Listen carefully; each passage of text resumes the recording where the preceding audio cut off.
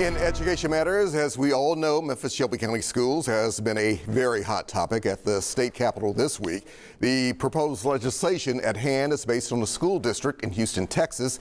Some Tennessee state lawmakers say that district saw major improvements in its failing schools with state intervention. But the question here is, could Shelby County see the same results? School board member Natalie McKinney joins us now to talk about that strategy. Natalie, welcome. Glad to have you here at 3 o'clock. Thank you. Before we get into that, the school board itself came up with its own resolution just this past Monday night that you sponsored. What was it and why? That resolution was simply to say that we oppose anything that takes away our authority in any shape, form, or fashion.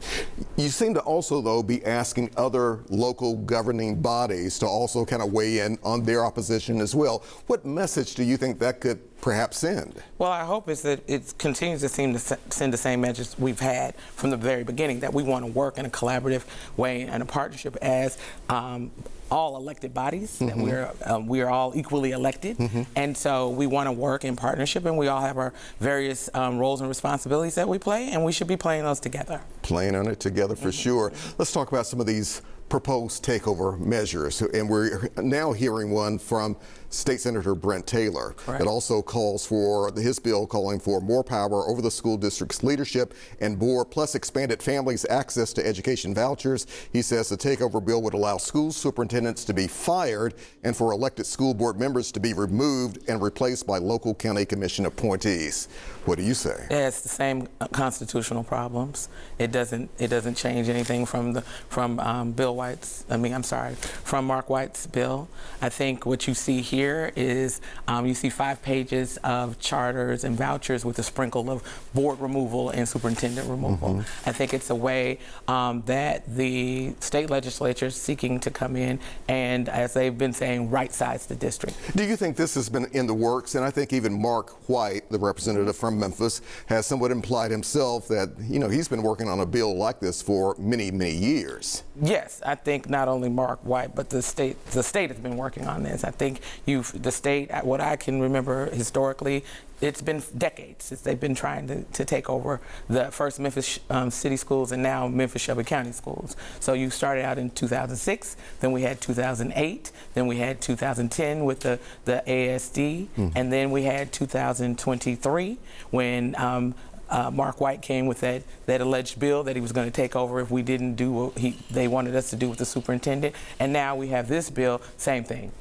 I know you're also an attorney, but make your case here for us, because they're saying, some members of the state, they're saying things are not working in Memphis, Tennessee. We have so many underperforming, poorly performing schools, and obviously they did not like the firing of former superintendent Dr. Marie Fagans. That's where data comes in, and I really would like people to be cognizant of that. For the past 3 years, we have been increasing our student achievement, our proficiency rate across the board in reading has gone up, except a little slight over the past 3 years for a slight decrease in our middle school. Math scores have gone up over the past 3 years.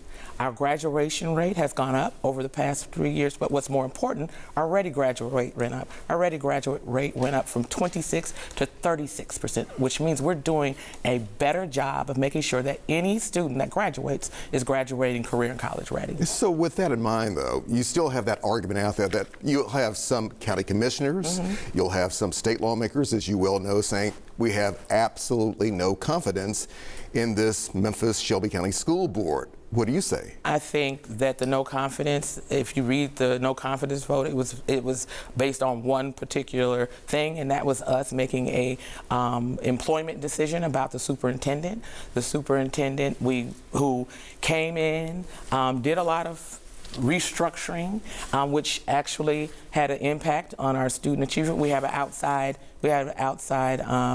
She commissioned an outside organization called Council for Great City Schools to do an academic audit, curriculum audit, after she made all the changes, as opposed to what you would think coming into a district, a $2 billion district with 100,000 students and 14,000 employees, you'd first do that, the audit first. Then you would make the changes. But if hindsight were 2020, was this still the right decision to make to terminate Marie Fagans? Yes, because when we look at some of the things, I go back to our Dr. Fagans had a propensity to misrepresent, did not know how to tell, accurately depict the truth. There was also the problem with our academic and curriculum issues at the school, which is very much pointed out with the Council for Great City Schools audit. So all the things that we talked about the culture of fear and intimidation with our employees. So all of those things are well documented. Just a few seconds left with you here. What last message, though, would you want to send to state lawmakers, especially Mark White, especially Brent Taylor, about their bills and whether or not, obviously, you feel they're not needed? I think when you look at the trigger on it, we have to remember something. In 2015, we filed a lawsuit about this. The very thing that they're using as triggers, which says that we're poor, we're low income, and we are not meeting our academic requirements for those students. That's what we filed the lawsuit to say, that you've never fully funded us, but you've over-mandated. Keep us posted. I will. Natalie McKinney, thank you very much. Glad to have you here. Thank you. All right, love